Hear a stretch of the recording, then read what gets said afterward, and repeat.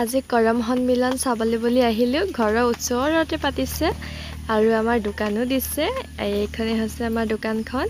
মায়ে বহি আছে আৰু বস্তুবোৰ এনেকৈ থোৱা হৈছে। এইফালে মুনুৱে পুৰি বনাবৰ কাৰণে আটা মাৰিছে আৰু ইয়াতে ঘুগুনি বনাই থোৱা আছে। আৰু ছোৱালীজনী অকণমান নাচ দেখুৱাবৰ কাৰণে লৈ আহিলোঁ।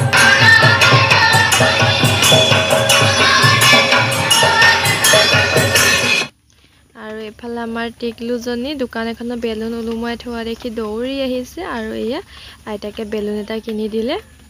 চাওকচোন, অকণমান দেৰি লোৱাৰ পাছতে ফুটাই পেলালে। ফুটিজন মুখখন চাওক কেনেকুৱা কৰিছে। আৰু এটা লাগে বুলি দৌৰিহে গৈছে।